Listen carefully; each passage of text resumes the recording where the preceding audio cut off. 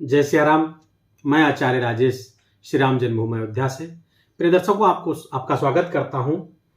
बहुत ही महत्वपूर्ण वीडियो में सूर्य का गोचर इस बार का बहुत ही महत्वपूर्ण है।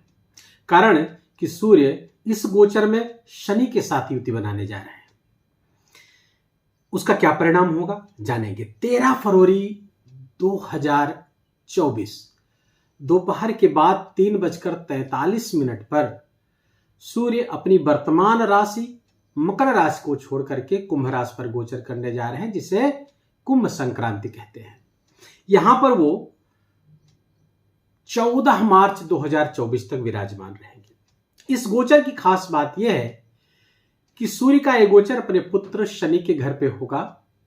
शनि सूर्य से शत्रुता रखता है, अपने पिता से शत्रुता रखता है, लेकिन सूर्य के इस गोचर के साथ शनि के साथ युति होगी, लेकिन शनि अस्त हो जाएंगे और वस्तुतः वो 7 फरवरी से ही अस्त चल रहे हैं।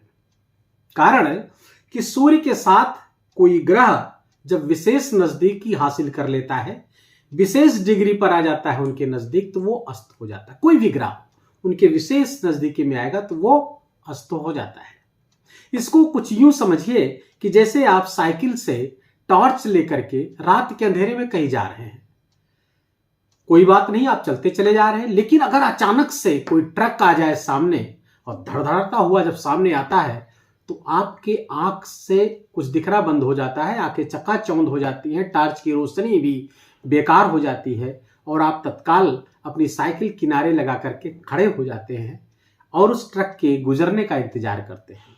ठीक यही स्थिति ग्रहों के साथ होती है। शनि के साथ भी यही स्थिति हुई। जैसे ही सूर्य के साथ विशेष डिग्री पर आए और वो अस्त हो गए। कोई ग्रह जब अस्त होता है तो उसका क्या परिणाम होता है? जब कोई ग्रह अस्त हो जाता है तो उसका बल क्षीण हो जाता है या समाप्त हो जाता है। सूर्य के साथ कोई भी ग्रह जब अस्त होगा उसके पास आने के बाद तो वो अपना बल समाप्त कर लेता है या बल क्षीण हो जाता है उसका। शनि के साथ भी यही हुआ। यहां पर शनि क्षीण हो गए। यद्यपि ये शनि अपने मूल त्रिकोण राशि पे विराजमान है, तो जब शनि का बल क्षीण हो गया, समाप्त हो गया, तो सूर्य बली हो गए और सूर्य आपकी धनु राशि, ध्यान रहे इसे चंद्र राशि के आधार पर देखेंगे, धनु राशि से तृतीय स्थान पर गोचर कर रहे हैं। फल दीपिका, सर्वार्थ चिंतामणि आदि तमाम ग्रंथ तृतीय सूर्य को बहुत अच्छा मानते हैं। पराक्रम का स्थान है ये, पराक्रम और पुरुषार्थ का स्थान है तीसरा स्थान। वहां पर सूर्य का होना बहुत शुभ होता है। एक और बात बताऊं कि इस गोचर की शुभता या अच्छाई और यह है कि आपके राशि के स्वामी गुरु हैं और गुरु वर्तमान में गोचर कर रहे हैं आपके पंचम भाव पर, और गुरु और सूर्य का यहां पर 3-11 का संबंध बनेगा, जो बहुत लाभकारी संबंध होता है। 11वां भाव इन्वॉल्व हो जाता है यहां पे, और 11वां भाव ही इन्वॉल्व नहीं हो रहा है, गुरु की दृष्टि भी 11वें भाव पर पड़ रही है। तो फलतः धनु राशि के जातकों के लिए बहुत शानदार गोचर है, बहुत श्रेष्ठ गोचर है। मित्रों से, उच्चाधिकारियों से बहुत श्रेष्ठ लाभ आपको प्राप्त होने वाला है इस गोचर के दौरान 14 मार्च तक। और बड़े उच्चाधिकारी, आपके बॉस, सब आपके लिए बहुत फायदेमंद होंगे, आपके अनुकूल रहेंगे। सूर्य की इस दृष्टि से, चूंकि भाग्य भाव पर दृष्टि पड़ रही है सूर्य की, और साथ में गुरु यहां पर उसकी भी दृष्टि भाग्य भाव पर पड़ रही है, फलतः भाग्य भाव आपका बहुत प्रकाशित हो जाएगा, भाग्य का बहुत सपोर्ट मिलता हुआ आपको चला जाएगा। इसके कारण से आपको नौकरी में जबरदस्त लाभ, प्रेम संबंध में अगर आप किसी लव रिलेशनशिप में, वहां लाभ, बहुत प्रेम सामंजस्य आपका वहां दिखेगा, बहुत आपसी सौहार्द रहेगा, प्रेम की पींगे बढ़ सकती हैं। विवाह संबंध में भी ये प्रेम संबंध आपका तब्दील हो सकता है। उसके लिए इनिशिएटिव लेने का समय है, आप अपने घर वालों से बात कर सकते हैं। शिक्षा के लिए बहुत अच्छा है, विद्यार्थी वर्ग के लिए बहुत अच्छा है, उनके लिए बहुत अनुकूलता लेकर के आया है और भाग्य आपका चमक रहा है। भाग्य के बहुत सौभाग्यशाली योग ये बना हुआ है। सूर्य और गुरु दोनों की दृष्टि यहां पर पड़ रही है। सूर्य की अपनी ही राशि पर दृष्टि होगी और पंचम बैठ करके जब नवम गुरु देखेंगे तो अत्यंत श्रेष्ठ है। भाग्य बहुत प्रबल रहेगा, बहुत शानदार रहेगा। जो कार्य आपने ठंडे बस्ते में डाल दिए थे कि अब ये नहीं होगा, वो भाग्य से बनते हुए नजर आएंगे। भाग्य से कोई रास्ता आपको दिखेगा। चूंकि पराक्रम भाव पे सूर्य बैठे हैं, पराक्रम पुरुषार्थ में खूब बढ़ोतरी कर देंगे, खूब पराक्रम करेंगे, बहुत अच्छा, बहुत इंटेंसिटी के साथ एफर्ट करेंगे, जिससे आपको लाभ प्राप्त होगा और वहीं से आपका भाग्य चमकेगा।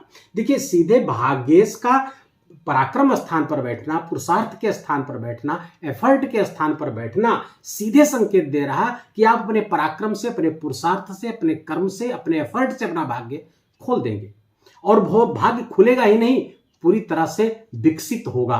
तो भाग्य से बहुत सारे लाभ, धर्म से लाभ, पिता से लाभ। हाँ, एक चीज ध्यान देने वाली बात है, बड़े भाई के साथ आपका संबंध खराब हो जाएगा।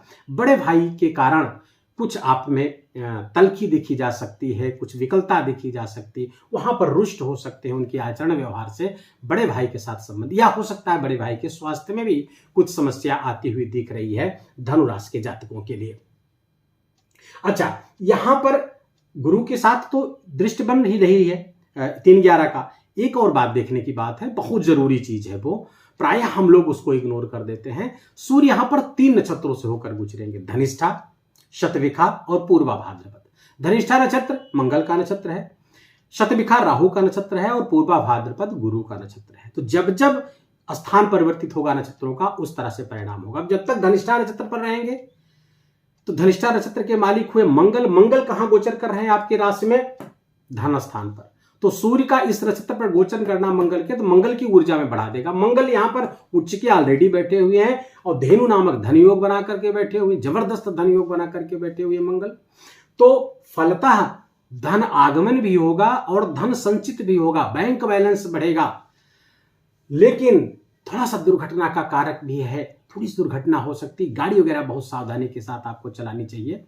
बस इतना सा ख्याल रखिए। बहुत ही अच्छी स्थिति है, हेल्थ आपकी बहुत अच्छी रहेगी, हेल्थ में कहीं कोई बड़े इश्यूज आते हुए नहीं दिख रहे हैं।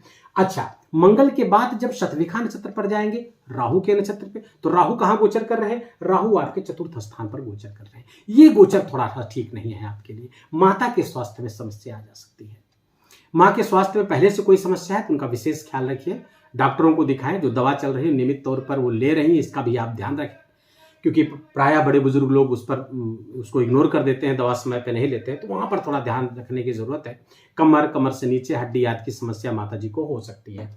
दूसरा, भूमि संबंधित कुछ लिटिगेशन यहां पर दिखा रहा है। जब कुछ समय के लिए ही है, ज्यादा समय के लिए कोई बड़ा इशू नहीं होगा, लेकिन थोड़ा सा कागजात पे सिग्नेचर वगैरह करते समय, खासकर अगर जमीन से ज्यादा, जमीन और वाहन से संबंधित कोई खरीद फरोख्त हो रही हो, तो कागज की जो कागजात हैं, जिसके जो पेपर वर्क्स हैं, उसको कायदे से आप उसको देख परख करके ही उसमें इन्वॉल्व हो, उस पर सिग्नेचर करें। बस इतना सा ध्यान रखिए। बाकी गोचर बहुत अच्छा है। पूर्वा भाद्रपद नक्षत्र पर जब आएंगे तो ये गुरु का नक्षत्र है, गुरु आपके 5वें स्थान पर बैठे हुए हैं। तो धनुराशि के विद्यार्थियों के लिए बहुत अच्छा, धनुराशि के जातकों के लिए संतान प्राप्ति के बहुत जबरदस्त योग चल रहे हैं, वहां से भी अच्छी संतान, और आपके कुल में पैदा होने वाला जो बच्चा है वो कुल दीपक की तरह रहेगा, कुल का नाम रोशन करेगा।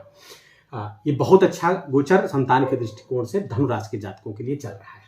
तो गुरु यहाँ पर बहुत अच्छा करते हुए दिख रहे हैं। सूर्य की ऊर्जा भी मिल जाएगी तो और भी अच्छा करेंगे।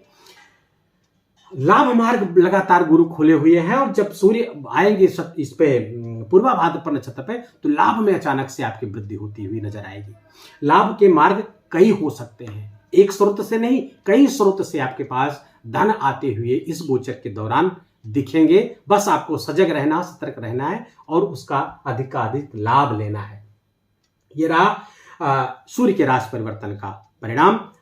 शनि से जो कुछ पीड़ा आपको हो रही थी उससे आप बिल्कुल निश्चिंत हो सकते हैं, क्योंकि शनि तृतीय संतान संबंधी कुछ ऑब्स्टिकल्स दे रहा था, कुछ चिंताएं दे रहा था, लेकिन वो शनि अस्त हो गए तो वो सब चिंता समाप्त है आपकी, और बहुत अच्छा गोचर आपके लिए जाने वाला है। ये वीडियो को यही समाप्त करते हैं। आपका इतना समय, हाँ उपचार बताना मैं भूल गया, सूर्य भगवान की आराधना निरंतर करें, सूर्य भगवान को अर्घ दें, गायत्री मंत्र का जप करें, दोनों भवों के मध्य में सूर्य के उगते हुए सूर्य के समक्ष खड़े होकर के आज सूर्य गायत्री मंत्र का जप करें। इतना करते रहने से गोचर और भी शुभ आपके लिए हो जाएगा।